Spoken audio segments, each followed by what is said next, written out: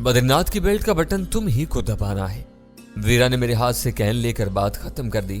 Mic ہماری گفتگو سے بے خبر تھا، لیکن طور طریقوں سے سب کچھ سمجھ لینے کے باوجود اس نے درمیان میں کوئی دخل اندازی نہیں کی تھی۔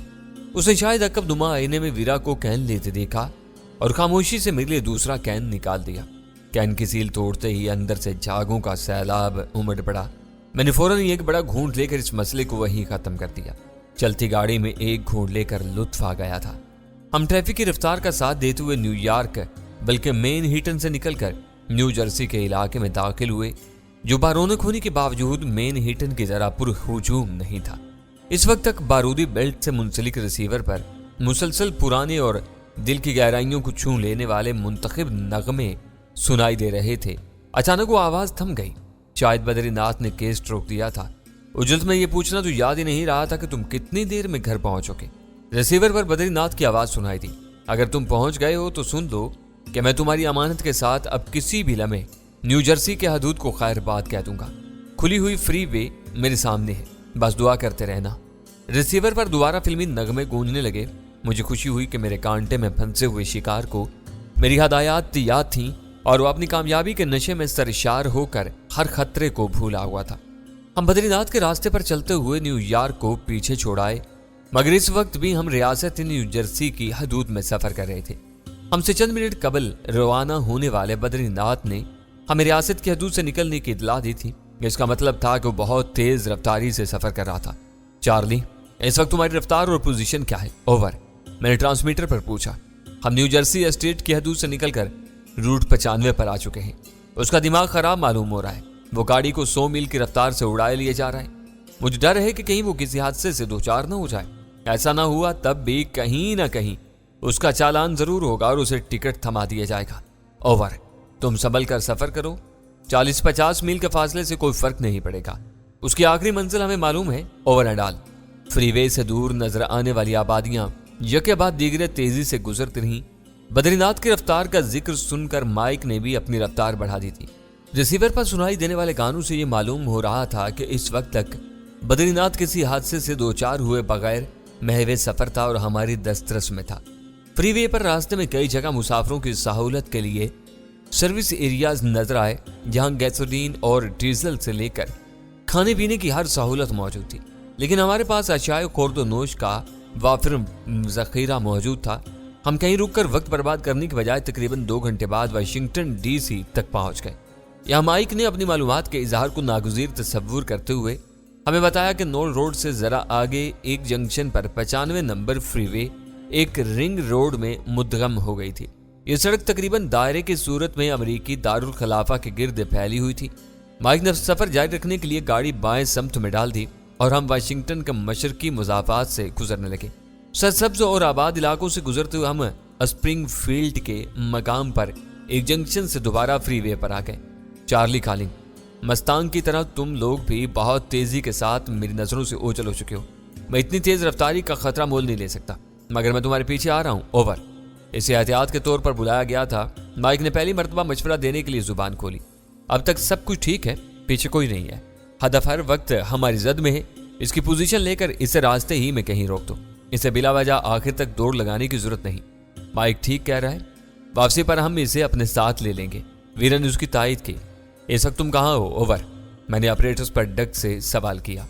میں 35ویں جنکشن پر پہنچنے والا ہوں، وہاں سے ہائی رچ بہت قریب ہے۔ اوور۔ تم فری وے سے اتر کر وہیں کہیں رک جاؤ، واپسی پر ہم تمہیں لے لیں گے۔ اوور۔ اوہ نو، ڈگ کی احتجاجی آواز ابھری۔ میں سست روی سے کام نہیں لے رہا، بس رفتار کی حد کی پابندی کر رہا ہوں۔ مجھے ایسی سزا نہ سناؤ۔ اوور۔ یہ سزا نہیں ہے چارلی، میں نے کہا۔ ایک آدمی کے لیے صرف ہم ہی کافی ہیں۔ تم جس مقصد کے لیے لائے تھے وہ پورا ہو چکا ہے۔ وہ اکیلا ہے، اس نے ہمارے ساتھ کوئی چال بازی نہیں کی۔ تمہاری اس تصدیق کے بعد تمہارا کام پورا ہو چکا ہے۔ اوور۔ اوکے ہیری، اس کی پزمردہ آواز سنائی دی۔ جو تمہاری مرضی، good luck. Over and all. New York سے بدری ناتھ کے تعاقب میں روانہ ہوتے ہوئے مجھے اندازہ نہیں تھا کہ ہمارا وہ سفر اتنا طویل اور اکتا دینے والا ثابت ہوگا۔ ہم آپس میں باتیں کرتے کرتے اکتا گئے تھے، لیکن وہ سفر ختم ہونے میں نہیں آ رہا تھا۔ آخرکار ریسیور پر بدری ناتھ کا پیغام آیا۔ وہ اپنی منزل سے بس چند منٹ کی مسافت پر تھا۔ میں نے وہ خبر سن کر اطمینان کا ایک گہرا سانس لیا۔ ہم اس سے بہت قریب ہیں۔ میری رائے میں مزید آگے بڑھنا بے سود بلکہ خطرناک ثابت ہو سکتا ہے۔ वीरा ने वो पैगाम सुनते ही मशवरा दिया, जो कुछ करना है हमें दूर ही से करना है। इसके लिए हम यहीं कहीं डेरे डाल सकते हैं। गाड़ी की रफ्तार कम कर लो और किसी एग्जिट का ख्याल रखो। मैंने वीरा की तजवीज़ पर गौर करते हुए माइक को हदायत की। उसने फौरन रफ्तार बतदरीज कम करनी शुरू कर दी। आगे के एग्जिट आने वाला है। जहां तक मुझे याद पड़ता है इस पर फ्री वे के बाएं जानिब लेडी अस्मिथ नामी एक कस्बा है। हम वहीं किसी छोटे मोटे मोटल में रुक सकते हैं, उसने कहा। हमारे इस तवील सफर का मकसद बद्रीनाथ और उसके चंद आकाओं के खात्मे के सिवा और कुछ नहीं था। यह काम भी दूर रहकर करना था। अगर वापसी के सफर में पुलिस की कोई गश्ती पार्टी हमें रास्ते में रोक कर जरा भी बाज पुरस करती तो हम ये बताने से कासिर होते कि हम कहां से वापस लौट रहे थे। ऐसी ही सूरत हाल किसी छोटे कस्बे में दाखिल होने पर रुनमा हो सकती थी। कस्बात में आने वालों की तादाद इतनी कम होती है कि हर नया आने वाला गैर जरूरी तौर पर मकामियों की नजरों में आ जाता है और फिर वहां की पुलिस भी मुस्तैदी दिखाने पर तो जाती है। मैं इस मौका पर कहीं भी कानून के मुहावजों से तसादुम का खतरा मोल नहीं लेना चाहता था। रिसीवर पर बद्रीनाथ का आखिरी पैगाम बहुत वाज़े आवाज के साथ मौसूल हुआ था। मुझे यकीन था कि जिस रेंज के लिए रिसीवर कारआमद था उसी फासले तक रिमोट को भी काम करना चाहिए था। वीरा का मशवरा बहुत साहिब था कि हमें गैर जरूरी तौर पर जाए वारदात से करीब तर होने की कोशिश नहीं करनी चाहिए, मगर लेडी स्मिथ के बारे में माइक की तजवीज़ खतरनाक थी। हमें किसी आबादी में जाने का खतरा मोल लेने के बजाय सर्विस एरिया में रुकना चाहिए। मैंने सोचते हुए फैसला सादर किया, हम किसी की गैर मामूली तवज्जो का मरकज नहीं बन सकेंगे। सर्विस एरिया भी करीब ही होना चाहिए। मैंने अभी अभी उसका पहला साइन देखा था। इधर नहीं, हमें वापसी के ट्रैक पर पहुंचना है ताकि काम करते ही हम तेजी से न्यूयॉर्क की तरफ वापस रवाना हो सके। मैंने इस्तरारी तौर पर सिगरेट सुलगाकर कहा। इस वक्त रिसीवर पर गहरा सकूत तारी था। इस पर सुनाई देने वाले गानों का सिलसिला काफी देर पहले खत्म हो चुका था। हर अच्छी चीज की तरह अच्छे गानों की भी एक हद थी जो बद्रीनाथ के लिए शायद पूरी हो चुकी थी और उसने केस्ट बंद कर दिया था। फ्रीवे के किनारे खंभों पर लगी हुई इतलात के मुताबिक 110वां जंक्शन बहुत करीब आ चुका था। बाइक ने रफ्तार कम करके गाड़ी को इंतहाई बाएं ट्रैक पर ले लिया था। फ्रीवे के निकलते ही माइक ने गाड़ी नीचे उतार ली और फिर 8 के अंग्रेजी हिस्से की सूरत में एक तवील चक्कर काटकर इसी जंक्शन के दूसरे हिस्से से दोबारा फ्रीवे पर आ गया। इस बार कार का रुख रिचमंड के बजाय न्यूयॉर्क की तरफ हो चुका था। रिसीवर पर बद्रीनाथ की धीमी सी बुड़बड़ाहट सुनाई देने लगी। मैंने आवाज बढ़ा दी। अल्फाज वाज़े होने पर अंदाजा हुआ कि वो ठेठ हिंदी में अपने कुछ अश्लोक या मंत्र जंतर पढ़ रहा था। गालिबन वो किसी भी लम्हे CIA के मरकज में दाखिल होने वाला था। आपकी शनाख्त सर? अमेरिकी लबो लहजे में एक अजनबी आवाज सुनाई थी। खामोशी के वक्फे के बाद उसी आवाज ने ओके कहा। बद्रीनाथ इब्तदाई शनाख्त के मरहले से गुजरकर अपने मतलूब अहाते में दाखिल हो चुका था। खामोशी के बाद पुख्ता फरिश पर कदमों की आहट सुनाई देने लगी। इससे पहले गाड़ी का दरवाजा खुलने और बंद होने की आवाजें भी आती रही थी। बद्रीनाथ हमारे हदफ की तरफ चल पड़ा था। हाय बद्री! अचानक रिसीवर पर एक पुरजोश आवाज सुनाई थी। तुम चोर की तरह इत्तला दिए बगैर यहाँ कैसे आ गए? वो इसका कोई शनासा था। फिर मजीद कई आवाजें शामिल होगी। अमारत में बद्री की आमद की खबर बहुत तेजी से फैली थी। वो सब इससे खैर खैरियत मालूम करने के साथ साथ जानना चाह रहे थे कि वो न्यूयॉर्क से अचानक वहां क्यों आ पहुंचा था। बद्री ने उन्हें सिर्फ इतना बताया कि एक अहम काम के सिलसिले में वो अपने डायरेक्टर से मिलने के लिए वहां पहुंचा था। इस वक्त तक अब्बास करमानी CIA वालों के लिए एक सुलगता हुआ मौजू था। एक आदमी बद्रीनाथ से उस बारे में कुरेदता हुआ उसके साथ हो लिया। कदमों की चाप के साथ उन दोनों की आवाजें पूरे तसलसल के साथ सुनाई दे रही थी। सड़क के किनारे सर्विस एरिया का पहला निशान नजर आते ही वीरा ने TNT बेल्ट का रिमोट अपने हाथ में उठा लिया। उसकी उंगलियां इस्तरारी तौर पर आपस में उलझ रही थी। बद्रीनाथ के साथी की आवाज गायब हो गई। चंद लम्हों तक बद्रीनाथ के कदमों की आवाज आती रही, फिर वो भी मालूम हो गई।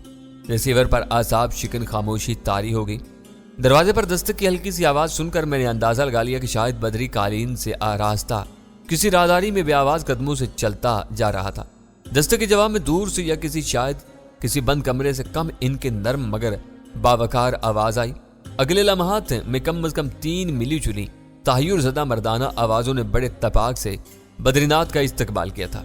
इससे फिर वही सवाल दोहराए गए जिन्हें वो बाहर टालता रहा था। मुझे बद्रीनाथ के जवाब ही से अंदाजा हो सकता था कि वो इस वक्त किन लोगों के दरमियान मौजूद था। मैं धड़कते हुए दिल के साथ उसके जवाब का इंतजार करता रहा। वीरा अपना निचला होंठ दांतों में दबाए बैठी थी। माइक के कान भी हमारी तरफ ही लगे हुए थे। सर में असल कागजों तक नहीं पहुंच सका, लेकिन आपके लिए गैप की नकल लाने में कामयाब हो गया हूं। बद्रीनाथ ने शायद अपनी जेब से लिफाफा निकालकर अपने डायरेक्टर को जवाब दिया था। ओह बद्री, यू आर ग्रेट। तुम वाकई हमारे लिए वंडर बॉय साबित हो रहे हो। तुम्हारी कामयाबियां हम सब के लिए काबिल इश्क हैं। वो 3 मुख्तलिफ आवाज़ों में बैक वक्त किए जाने वाले तहय्युर ज़दा तबसरे थे जो बद्रीनाथ का जवाब सुनकर या मेरा भेजा हुआ लिफाफा देखकर अदा किए गए थे। बद्रीनाथ धुन का पक्का था, वो अपनी सही मंजिल पर पहुंच चुका था। वीरा के इस्तफसार तलब निगाहें मेरे चेहरे पर मरकूज थीं। उसकी एक उंगली रिमोट के ऑपरेटिंग बटन पर नरमी से टिक चुकी थी। फायर। मैंने सर्द और गंभीर आवाज में वीरा को हुक्म दिया। वीरा ने बटन दबा दिया। रिसीवर पर धमाके की बहुत मुख्तसर और अधूरी आवाज आई, फिर वो हमेशा के लिए खामोश हो गया। वीरा ने रिमोट नीचे फेंक कर मेरी तरफ हाथ बढ़ा दिया, जिसे मैंने मजबूती से अपने हाथ में ले लिया था। वह हमारी बेमिसाल कामयाबी थी। ब्रावो! मैं खुशी से बेकाबू होकर चिल्ला उठा। चीफ, तुम वाकई करतबी आदमी हो। ध्यान से गाड़ी चलाओ। मैंने सर्विस एरिया के इशारे के आसार देखकर उसका इरादा भांपते हुए कहा, काम हो चुका है, अब हम यहाँ नहीं रुकेंगे। वाशिंगटन से आगे कहीं थोड़ा सा आराम करेंगे। इस वक्त तक लैंगले रोड की खबरें भी टेलीविजन पर आने लगेंगी। मैंने ट्रांसमीटर पर राब्ता करके डक को इस कामयाबी की इत्तला देने की कोशिश की, मगर कई बार की नाकामी के बाद इरादा तर्क कर दिया। हमारे दरमियान इस ऑपरेटर्स की रेंज से ज्यादा फासला हायल था। इसे चूरा चूरा कर दो। मैंने वीरा के पायदान में पड़े हुए रिमोट की तरफ इशारा करके कहा और खुद रिसीवर को नीचे डालकर जूती की एड़ी से कुचलना शुरू कर दिया। काम पूरा हो जाने के बाद वो दोनों आलात हमारे लिए बिल्कुल बेकार हो चुके थे। मैंने इनके टुकड़े प्लास्टिक के एक थैले में समेट कर जमा कर लिए। वीरा ने पायदान पर से इस कार्रवाई की हर निशानी साफ करने की पूरी कोशिश में मेरा साथ दिया था। वो अमेरिका की मशरकी रियासतों की एक अहम और मसरूफ शाहराह थी। हल्की और भारी गाड़ियों की तेज रफ्तार मगर मुनज़्ज़म हजूम में हमारी वापसी का सफर जारी रहा। माइक ने धीमी आवाज में गाड़ी का रेडियो खोल दिया था ताकि हम इस जरिए से आने वाली खबरों से आगाह रह सकें। चीफ, मुहिम के तमाम मराहिल में खामोश रहने के बाद माइक की जुबान की खारिश उसे दोबारा सताने लगी।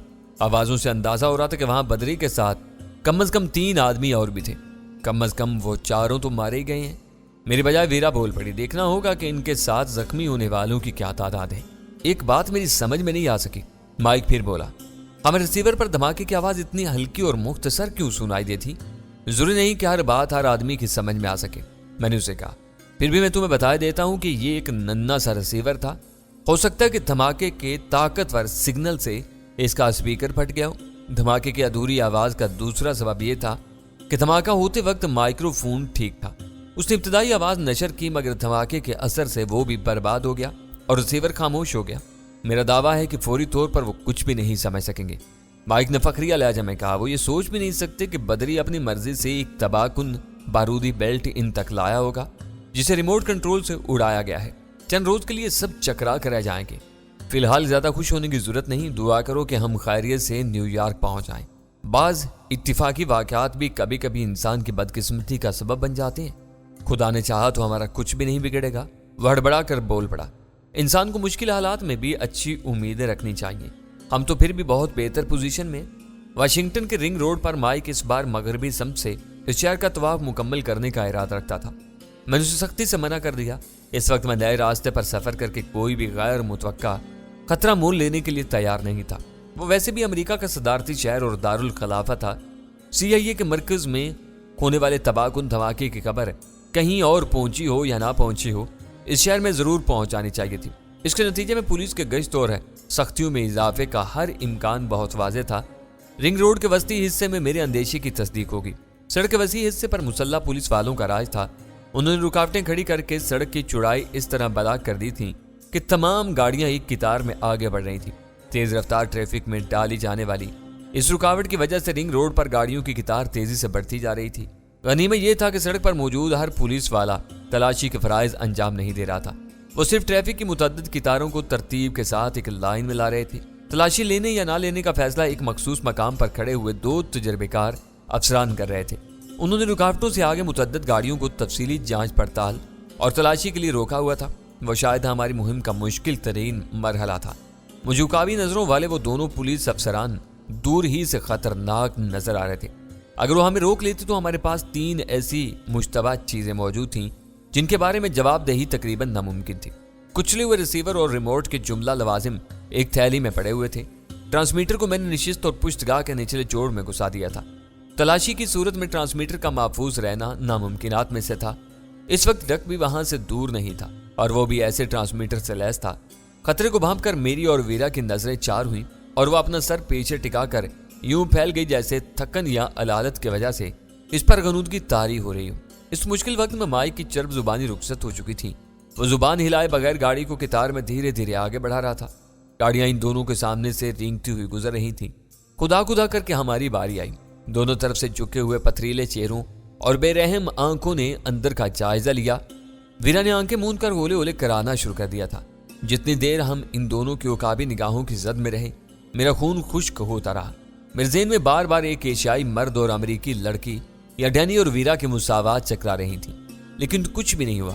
ہم ان کی نگاہوں کے سامنے سے سرخ روح ہو کر گزر گئے۔ ٹریفک کی روانی میں شامل ہوتے ہوئے مائک بول پڑا، بیمار عورت، پولیس والوں سمیت ہر امریکی کی کمزوری ہوتی ہے۔ ہمیں اسی حربے نے موذیوں سے بچایا۔ تم واقعی بیمار لگ رہی تھی، خوف کی وجہ سے تمہارا چہرہ تک زرد پڑ گیا تھا۔ میں نے کہا میں واقعی پریشان تھی۔ اگر ان دونوں میں سے کسی کے ذہن میں لمحہ بھر کے لیے بھی ویرا یا ڈینی کا نام آ جاتا تو ہماری گاڑی روک لے جاتی۔ پتہ نہیں تم تو ٹوٹے ہوئے پرزوں کی تھیلی اب تک کیوں لیے بیٹھے ہو؟ اسے کہیں بھی پھینک کر قصہ پاک کرو نا۔ ہم یہاں سے نکل جائیں، پھر اسے ڈسٹ بن میں ڈال دیں گے۔ ایسی چیزوں کا بے احتیاطی سے طلب کرنا بعض اوقات گلے پڑ جاتا ہے۔ میں ٹرانسمیٹر اٹھا کر ایک مرتبہ پھر ڈگ کے لیے پیغام نشر کیا۔ اس کی طرف سے فوراً یہ جواب مل گیا۔ میرے استفسار پر اس نے بتایا کہ وہ کسی شہر کی بجائے اس وقت ہائی رج سے آگے نیو یارک جانے والے ٹریک کے ریسٹ ایریا میں رکا ہوا ہے۔ ہمارے لیے بھی وہ مقام بہتر تھا، اس سے وہیں رکنے کی ہدایت کر کے میں نے سلسلہ منقطع کر دیا۔ بدری ناتھ کے بارے میں اس نے کچھ پوچھا نہ میں نے بتایا۔ ڈک والے ریسٹ ایریا میں نے خالی ڈبوں اور تھیلوں کے ساتھ کچلے ہوئے پرزوں کی تھیلی بھی ڈسٹ بن میں ڈال دی۔ کچھ دیر تک وہاں قیام کے بعد ہم نے تھوڑے سے فاصلے سے واپسی کا بقیہ سفر طے کرنا شروع کر دیا۔ اس بار ڈک کی گاڑی ہم سے آگے تھی۔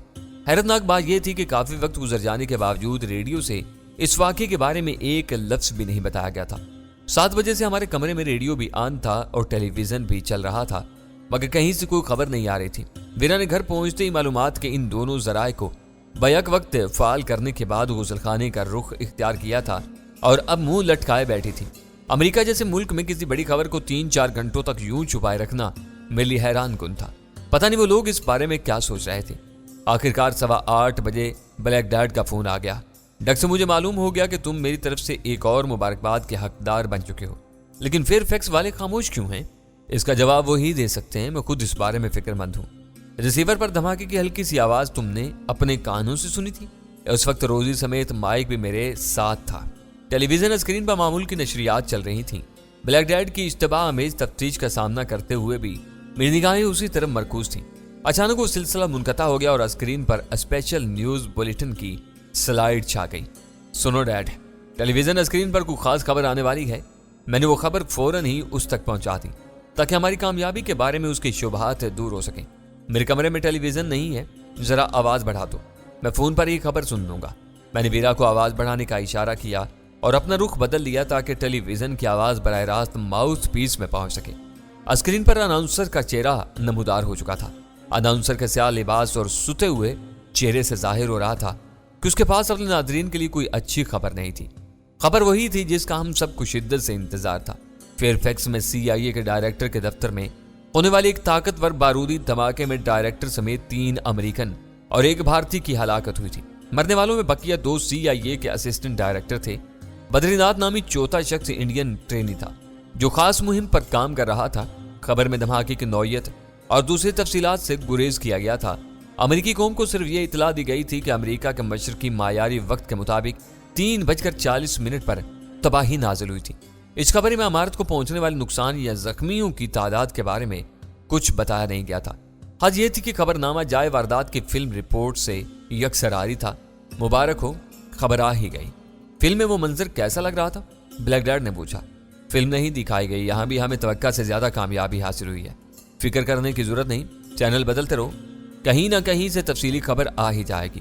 معاملہ CIA کا ہے، اس لیے ہر ایک محتاط رہ کر زبان کھولے گا۔